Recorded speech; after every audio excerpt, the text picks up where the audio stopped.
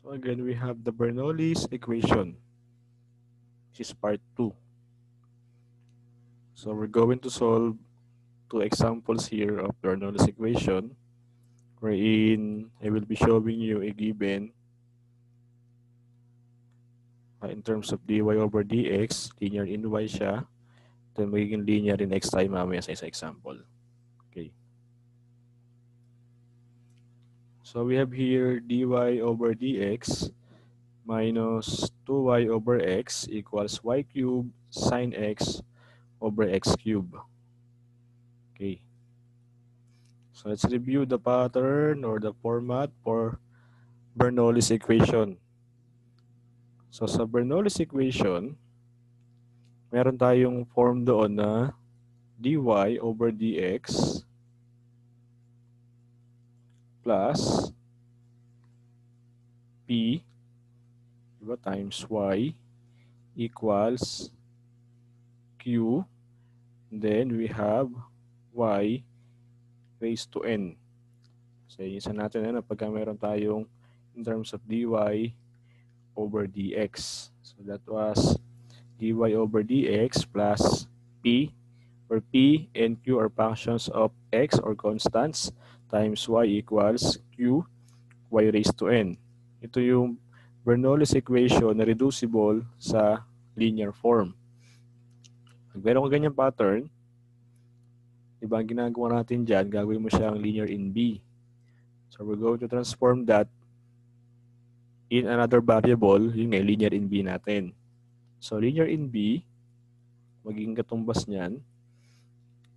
Actually, by derivation, kagaya sa example 1 ko sa isang video, so linear in B yan, kalalabasan nito is dB over dx. So we have dB over dx plus 1 minus n times p, yung p mo dito, no? Then, we're going to replace y by v, yeah, p times b yan, equals, we have 1 minus n times our q, mo sa original. Kaya pagka-simplify mo dyan, magawa kang panibagong ano. Pagka-multiply mo nito, multiply mo dito, so magkakaroon ka na ng dB over dx plus, so meron ka na nga yung p of x mo doon, function of x, p of x, times your dependent variable b, equals, multiply mo na rin to, so magkakaroon ka na ng q of x. Kaya meron ka ng linear in b. Ito na yung ating linear in b. So ang solution nito ngayon, from our linear differential equation, so magkakaroon tayo ng v times the integrating factor e raised to integral of p of x, yung p of x mo dyan, dx equals the integral of our q of x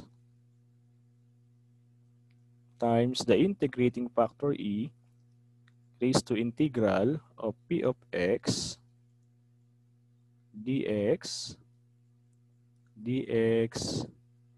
plus c. Ito ngayon yung ating solution para sa linear in B. Okay, so ganyan pagka linear in B. Paano pagka ang given originally is dx over dy at meron kang x raised to n? So another form of Bernoulli's equation is dx over dy.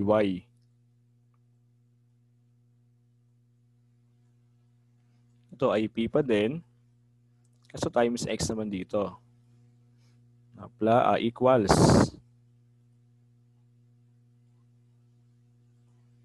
So we have equals, this is q pa din, and this is x raised to n naman tayo dito. So yan siya, ano, again, dito yung p and q mo dyan are functions of y naman, or constants. So ano lang to, para lang tong ano, linear in x, ano, di ba, pag wala itong x raised to n, linear in x yan. Okay, so gagawin mo na sa linear in b. Same procedure tayo sa isang pattern, yung dy over dx. Gawin mo siyang linear in b. So magkakaroon ka pa rin ng dB over dx plus, ganun pa rin, 1 minus n times your p, then b ulit yan, equals 1 minus n times q. Again, after simplifying this 1 minus n times p and 1 minus n times q, so magkakaroon tayo ngayon ng dB over dx plus, meron ka na ngayong p of y, since p is function of y. P of y times b, then q times 1 minus n, yan ang ating panibagong q of y. When simplified. Kaya, ang ating pinaka-solution ngayon dito is b times the integrating factor e raised to integral of p of y naman siya dito. P of y dy equals the integral of our q of y times our integrating factor e raised to integral of p of y dy plus c. So ayan yung dalawang pattern sa ating Bernoulli's equation. Lahat yan ay derived from our linear differential equation. So same sila ng concept. Ang naiba lang sa pattern natin, so sa linear in y natin, nagkaroon tayo na nakamultiply na y raised to n. Yun ikaiba ni Bernoulli's. So nagkaroon ka doon ng y raised to n sa q. Pag ikaw ay linear in y. Pag ikaw ay linear in x, nakakaroon ka naman ng x raised to n dito. Okay, so yan, yung dalawang natin. Kung gagawin mo na ito, So check nyo muna yung pattern. Dapat nakaganito ka muna ng pattern. Then, pag nasatisfy yung pattern na yan, gawin mo siyang linear in b by applying this formula 1 minus n, 1 minus n. Then simplify mo, solve mo na ngayon yung ating linear equation. Then babalik ka ngayon sa original variables which is x and y. Kasi nag-let tayo ng b equals y raised to negative n plus 1. Okay. Okay. Tuloy natin. Ito naman isa, ito ay dx over dy. Dx over dy ang given dyan. So magkakaroon ka ng x raised to n doon. Galing ka ng linear. So siya ay Bernoulli's pag mayroong x raised to n. Then apply mo ulit yung procedure natin, 1 minus n. Diba? Alamin mo dapat lahat yan. Ano ang n muna, kukunin mo yun. Then simplify mo lang. Then balik ka na sa concept ng linear differential equation. Sige, solve tayo ngayon. Erase ko lang itong part na to. Okay.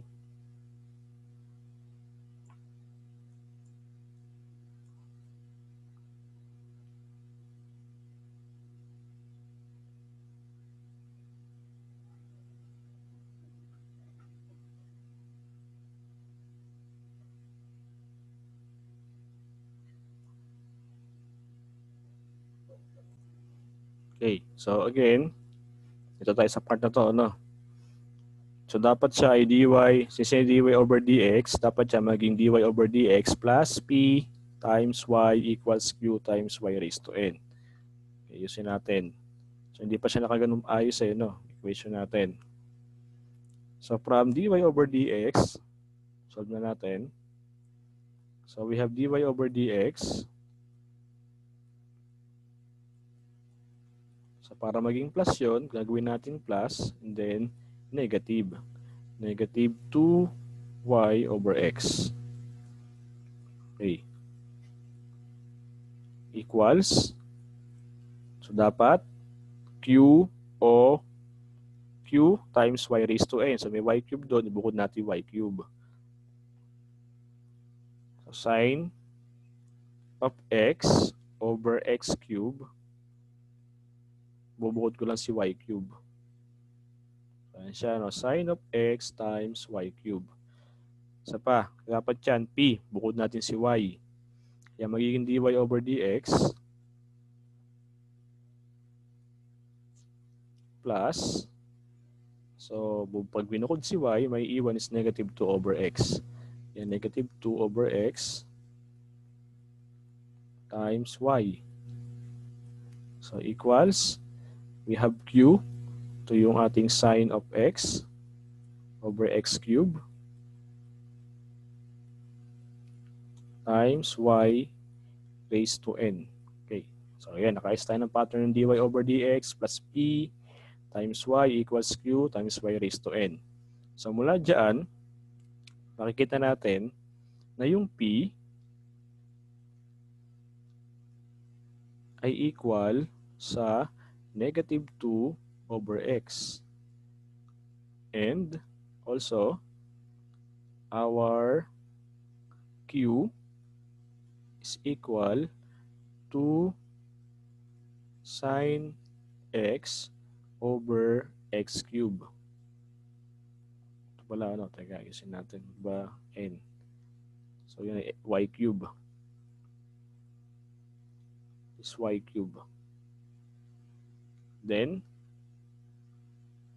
also dyan makita natin na yung n ay equal naman sa 3. Kasi yun ay y raised to n. Meron tayong y cube sa dulo. So, ang n natin ay 3. Then, let muna tayo ng b. So, let v equals y raised to negative n plus 1. Kaya yung b natin is now equal to y raised to negative 3 plus 1 or v, kasi kailangan mo sa dulo to is equal to y raised to negative 2. Okay, so yun yung isa nating mga kailangan pumamaya sa dulo. V is equal to y raised to negative 2. Then, we're going to transform this equation to linear in B. Okay. So we have linear in B.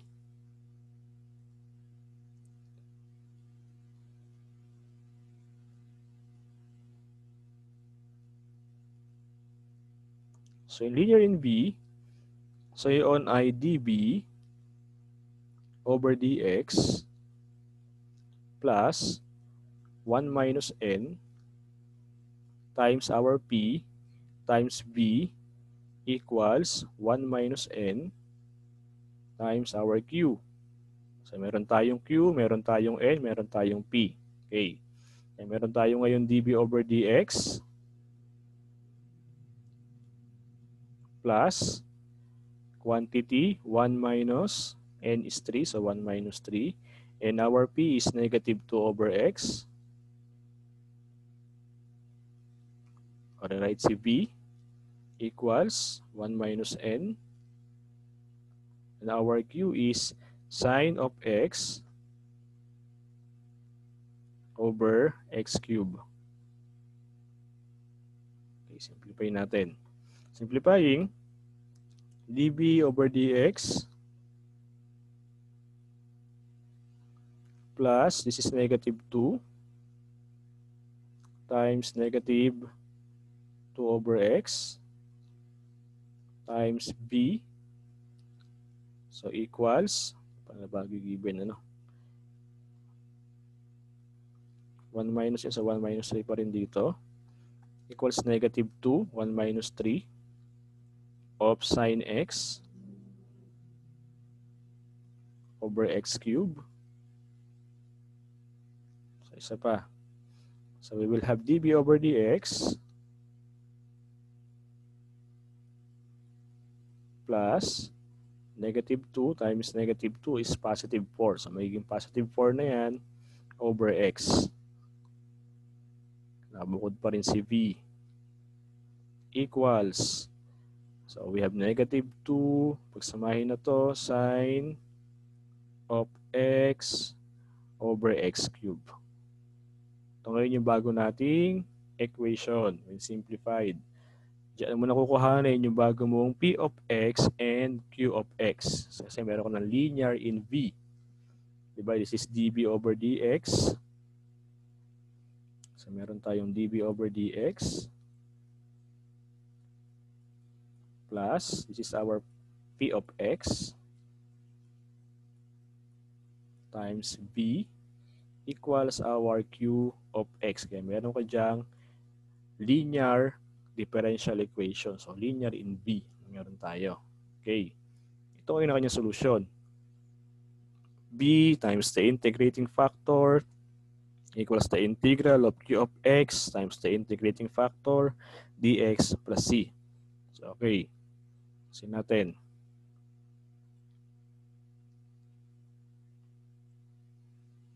Erase ko muna ulit.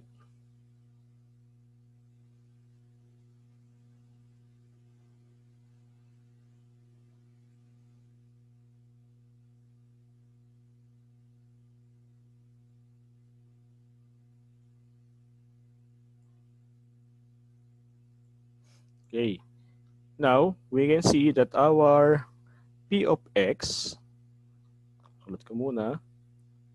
So, our p of x is now equal to 4 over x. And our q of x is equal to negative 2 sine x over x cube. So, yun siya, no? P of x and our q of x. Sige. Now, applying the concept of linear differential equation, our solution will be B. Then B times the integrating factor e raised to integral of p of x dx equals the integral of q of x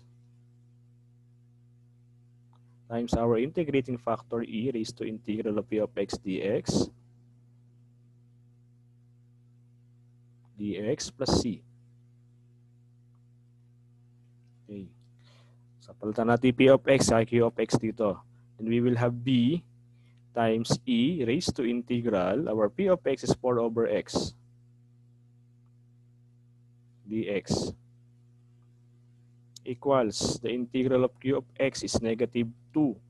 Negative 2 sine x over x cube.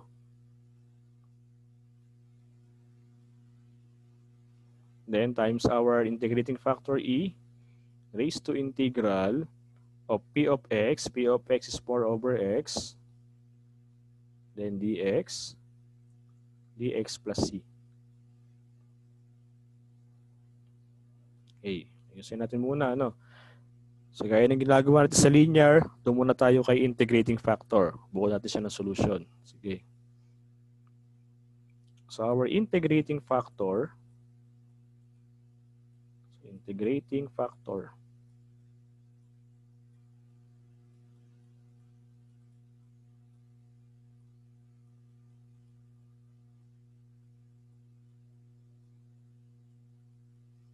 this is e raised to integral of 4 over x dx. So, to solve that, labas muna yung 4 sa integral. Kaya e raised to, labas ko yung 4. Meron na lang ako integral ng 1 over x or dx over x. So, ang dx over x ay equal kay ln x. So, we will have e raised to 4 times ln x. Then, applying property of logarithm, meron na naman tayong n logarithm of m. So, pwede mo yung gawing, angat mo yung n doon. Kakaroon ka ng logarithm of m raised to n. So, yun ang property. Then, we will have e raised to ln of x raised to 4. Okay. Another property of logarithm, an exponential. If we have e raised to ln x, so yun ay equal kay x. Property yan ng exponential and logarithm. Hindi kinakancel ang bigla. So yun ay property. Kaya yung e raised to ln of x raised to 4 equals x raised to 4. So when simplified, our integrating factor is now equal to x raised to 4 na lang. So this is our integrating factor. Okay, so palitan natin ngayon. Erase natin ito lahat.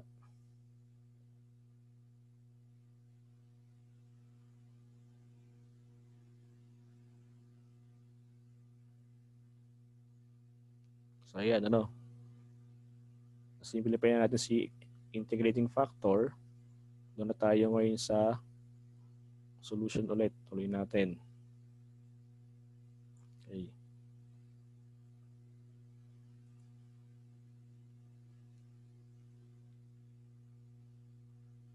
So our solution will become V. So the simplified answer for integrating factor is x raised to 4. So x raised to 4 na lang siya ngayon. Equals integral of negative 2 tapos sine of x over x cubed times our integrating factor when simplified and integrate mo siya, na-simplify na. So equal yun sa x raised to 4. So times x raised to 4 dx plus c. Okay. Dito, pwedeng cancelin itong x cube saka yung 4 na yan. 4 minus 3 is 1. Kaya 1 na exponent ng x doon. And we will have b times x raised to 4. Lalabas ko na yung negative 2 na to. So negative 2, constant. May iwan na lang dito is sin x times x or x sin x. Kung muna sa harap yung x, ano, hindi gagawin sin x squared. Baka gawin yung sin x squared, so mali. Lagay mo sa harap ng sin yung x. Kaya x times sin x ang meron tayo. Dx plus c. Okay. Pag chinek natin, yung x sin x na yan ay hindi integrable. So, hindi mo siya pwede integrate by basic formulas. So, kailangan natin ngayon gamitan ng different techniques. So, yan ay product. Gagamitan natin yan ng integration by parts. So, we have product of algebraic and trigonometric. Diba sa ano natin, ang nagiging rule natin, yung LIATE sa integration by parts. Unahin natin si logarithmic, inverse trigo, then algebraic. So, bago yung trigonometric. So, automatic yan ang u mo is x. Sige. Okay, so for integral, huwag natin ang ibang kulay, ano. So, for integral of x sin x dx, so we're going to use integration by parts.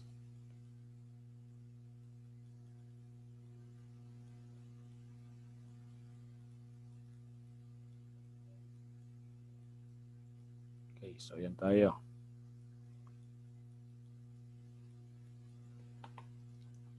Kaya ngayon, pipili tayo ng bagong u. So, pipili tayo ng u dito. Formula muna, ha? Nagbihin natin. Ha? Integration by parts is yung integral ng u db ay equal sa ub minus integral of b du. This is integration by parts. So, we're going to choose u and db. Okay, so pipili ako dyan. So, dito, since sabi nga sa acronym na LIATE, dapat unahin sa pagpili ng u algebraic. Diba? Pagpili ng u, ang unang priority mo is L, logarithmic, I is inverse trigo, A is algebraic, trigonometric kasunod, and then exponential. So, nauna yung algebraic. So, automatic ang u ko dyan is yung x. So, I will choose u. Yung x natin. So, u is equal to x. And I will differentiate. So, differentiate natin yan. du is equal to dx. So, ang naiwan, natin ha.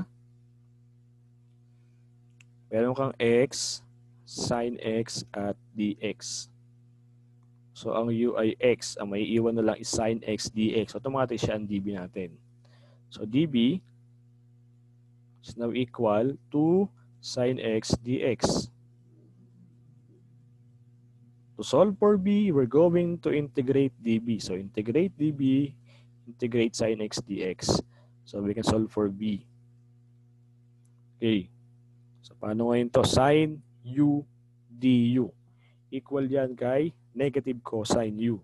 Kaya meron ka negative cosine x for our b. Okay. Then, i-alis muna natin itong baba. So, ayun pa rin ha. Pumapasok pa rin dyan ang techniques of integration. Kagaya yan. Nagawamit tayo ng integration by parts.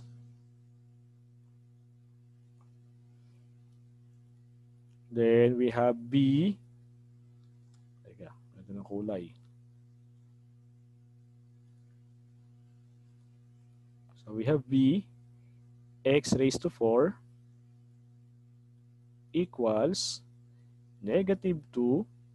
Ito ngayon, gawin natin ano to, ub minus integral of b du. So, ang u natin ay x times b. B is negative cosine x, so times negative cosine x minus integral of b du. So, b again is negative cosine x. And our du is dx. So, yun. Pag check natin, itong b du mo ay integrable na. Cosine x na lang yan, wala na yung x. So, tama yung ginagawa natin. Then, vx raised to 4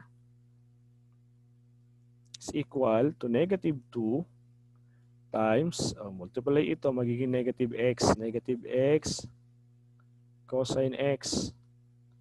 Labas ko yung negative doon, magiging plus integral of cosine x dx. Cosine u du equal kay sin u. And we will have b x raised to 4 equals negative 2 times negative x cosine x plus integral ng cosine u du is sine. So, sin u or sin x. So, nawala pala itong dulo. No? Doon natin plus c.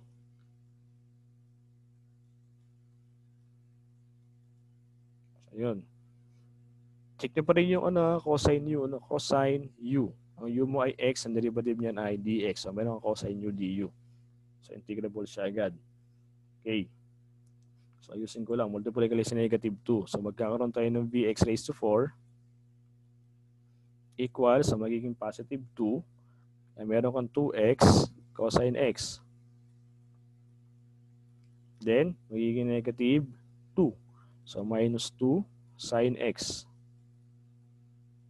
plus c. So, hindi pa tapos kasi tayo ay meron pang variable na b. Diba? Ang b ay equal kay y raised to negative n plus 1. Kanina. Sige. So, ang n natin ay 3. Kaya ang b ay equal sa y raised to negative 2. O, palitan natin.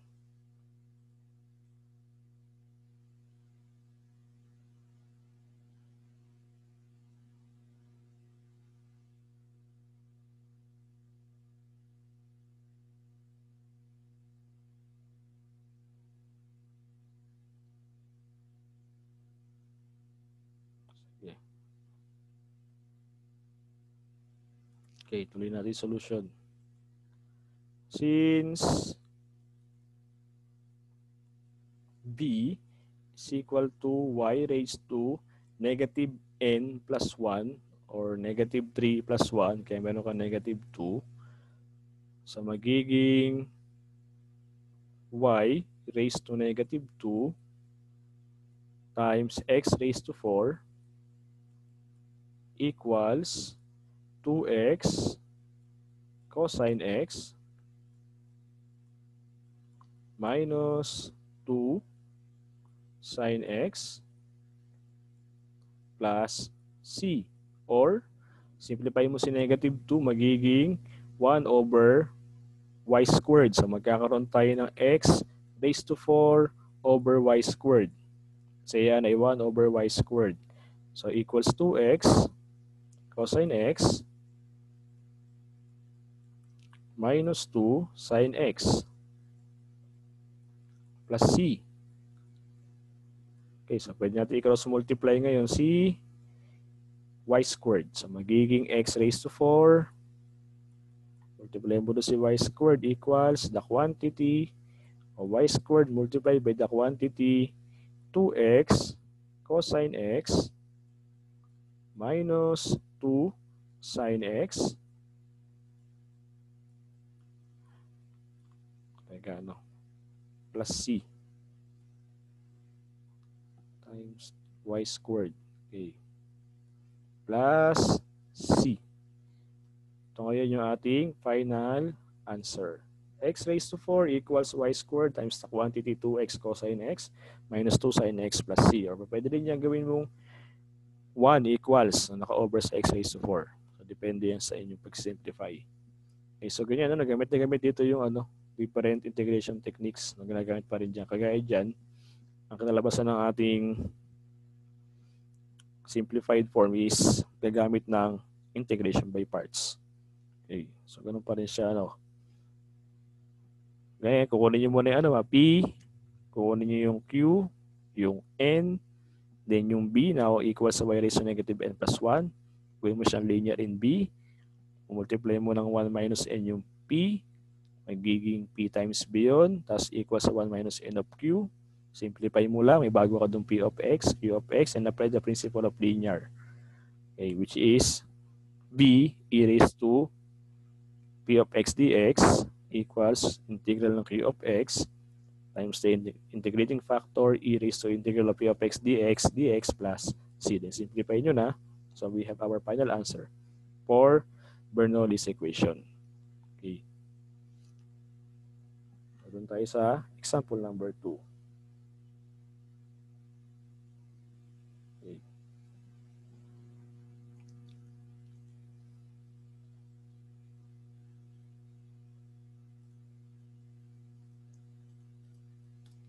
So for number 2, we have here dx over dy plus 4x over y equals x raised to 4y cube. Okay, review tayo ulit ha. Balikan natin yung kanina tinuro ko. If we have dx over dy, so ang pattern mo dyan is dx over dy plus p times x equals q saka x raised to n. Kaya, yung kasing dy over dx mo, dy over dx plus p times y equals q, y raised to n ka doon. Pag dx over dy ka na, meron ka ng x saka x raised to n naman. Madali tanda pattern niya, kung ano yan sa taas na sa differential mo, sa derivative, kung ano yung taas, yun ang nakumultiply sa p saka sa q. Dx over dy ka, so p times x, q times x raised to n. Pag dy over dx ka, plus p times y ka equals q, y raised to n naman doon. Okay. So dito, ayusin natin, nakabukod dapat si x, nakabukod si x raised to n. Magbubukodin muna natin. And we will have dx over dy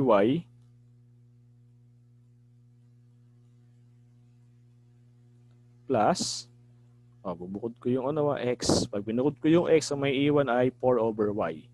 So 4 over y ang maiiwan. Bubukod ko yung x. So times x. Taas yun. Equals. Ito lang, unahin ko muna yung y cube. Y cube kasi ibubukod natin si x raised to 4.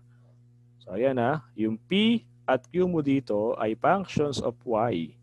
Or pwede rin maging constant yan. Parang lang to, parang meron kang linear in x. Ganun lang siya, yung nakahawig niya. Okay.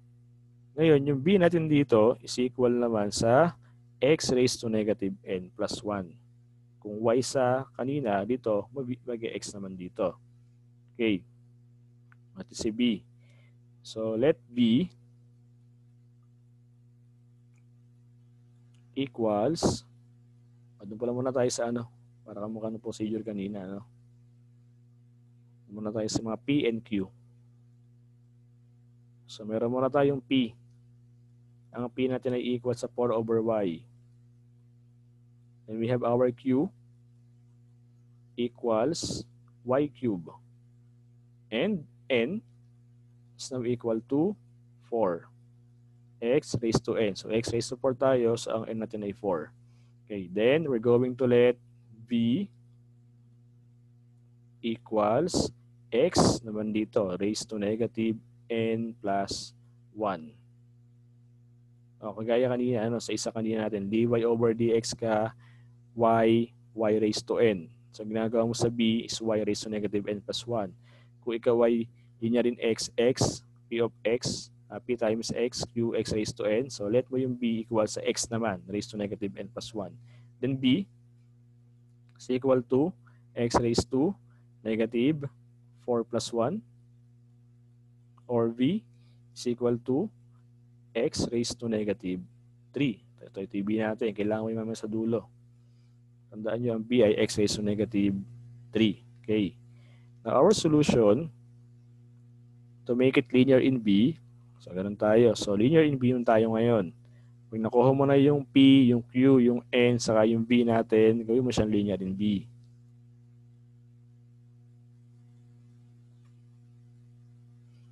So, meron tayong db over dx as linear in v. Dy pala, db over dy. Plus, this is 1 minus n pa din.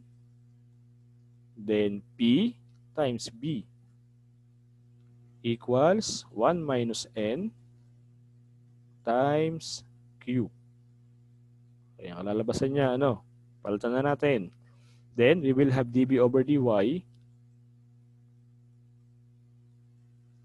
plus, we have 1 minus 4 times our p is 4 over y times b equals, again, 1 minus n, 1 minus 4 times q. Ang q natin ay y cube. Okay, usin pa natin. So, db over dy plus, this is negative 3 times 4 over y times b equals, so we have negative 3 y cube.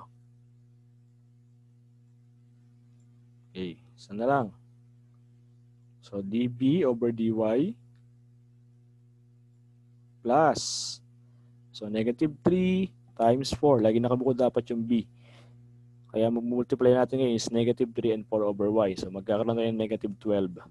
Negative 12 over y times v equals negative 3 y cube. Ito ko ay linear in b. So, ayan siya, Kasi natin, This is db over dy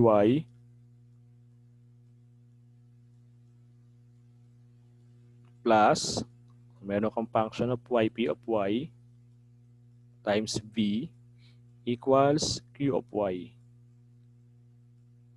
Kaya ang solution mo ngayon dito, so magiging v times the integrating factor e raised to integral of p of y dy ka na.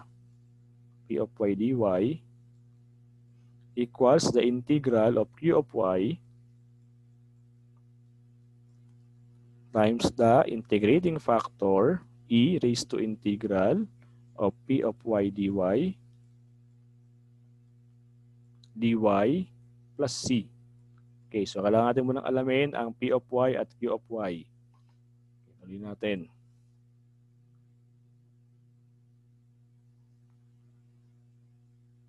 Ito muna sa kabilang part. So, diyan, mula dito, makita natin na ang ating p of y ay equal sa negative 12 over y. And our q of y is equal to negative 3 y cube. Then, we will have b. So, b times the integrating factor e raised to integral of p of y, which is negative 12 over y dy equals the integral of q of y. Q of y is negative 3 y cubed times our integrating factor e raised to integral of p of y, or negative 12 over y. We have negative 12 over y dy plus c. Okay, so again, we're going to simplify, solve first for the integrating factor. Okay, bukod natin sa integrating factor. So we have the integrating factor. Yun yung e raised to integral of negative 12 over y dy. Okay. So we will have e raised to, labas ko si negative 12. Negative 12 times the integral of dy over y. Or we will have e raised to negative 12 dy over y is ln y. Ln y. Again, another property of of logarithm, iangat mo si negative 12. So magkakaroon tayo ng e raised to ln of y raised to negative 12. O, gaya kanina, nung sinolve ko sa inyo yung property ng logarithm, is e raised to ln by property equal yun sa y raised to negative 12 na lang. So our integrating factor e raised to integral of negative 12 over y dy simply equal to y raised to negative 12. So this is our integrating factor. Then, release muna tayo.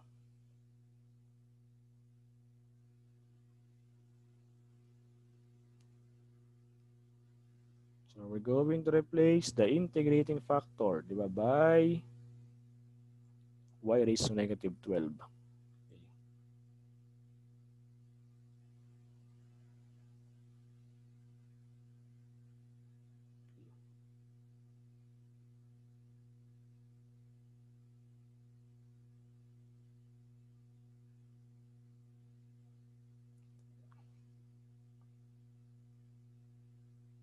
Okay, ayan. Then, we now have,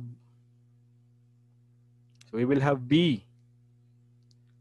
So yung ating integrating factor na e, na pag na-integrate na at na-simplify, equal sa y raised to negative 12. So replace it by y raised to negative 12 equals integral of negative 3 y cubed times simplified form for our integrating factor is y raised to negative 12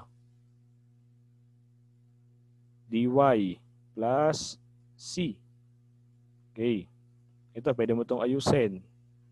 Gagawin natin b 1 over y raised to positive 12 na siya. Equals. Okay.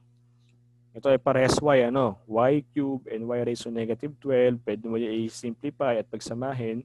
So magiging 3 plus negative 12. So magkakaroon tayo ng negative 9. Kaya meron tayo ngayon negative 3, y raised to negative 9 na lang siya. dy plus c. Okay. Or this will become b over y raised to 12.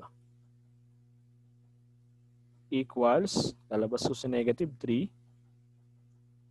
Then we will have y raised to negative 9 dy plus c. Okay. So yan. Integrable na yan by basic formula, y raised to negative n. So magiging v over y raised to 12 is equal to negative 3 times y raised to negative 9 plus 1. So we have negative 8 over negative 8 plus c. Okay, isa pa. Ayusin pa natin. So magkakaroon tayo ng v over y raised to 12. Ito magiging positive na, So equals positive 3 y raised to negative 8 over 8 plus C. Or pwede ulit tayong mag-multiply ng y raised to 12. Multiply mo siya dun sa part na yon. So magiging V simply equal to y raised to 12 times the quantity 3 y raised to negative 8 over 8 plus C. Again, kanina, nakuha natin yung equivalent ng B. So, ang B ay equal sa x raised to negative n plus 1. So, equal siya kay negative x raised to negative 3. So, yun siya. Ang n natin dyan ay 4. Okay. So, palatan natin. Kaya magiging x raised to negative 3. Palatan yung B. So, equal yun sa 3y raised to 4 over 8 plus C y raised to 12. Nasundan na. Multiply ko lang. Itong sa y raised to 12. Multiply ko dito. Kaya 12 plus negative 8 is positive 4 na lang. And multiply mo rin kay C. Okay. Again, this is negative exponent. Pwede mo pa i-simplify. So magwa 1 over x cubed tayo. Equals 3 y raised to 4 over 8 plus C y raised to 12. Pwede naman na rito. Or pwede mo multiply sa x cubed doon. Multiply mo sa isang side na equation natin. Kaya magiging 1. May iwan dito. 1 equals x cubed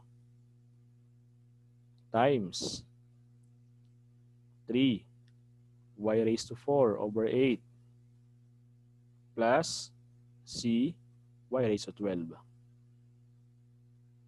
Or pwede mo siya multiply pa sa loob. Distribute natin 1 equals 3 over 8 of x cubed y raised to 4 plus C x cubed y raised to 12. So ito ngayon yung ating final answer. So yan, madali naman solve yung Bernoulli's equation. Basta alam nyo lang yung concept ng linear. Wag lang kayong malilito sa variables. Again, remind natin if we have dy over dx, kung meron kang dy over dx,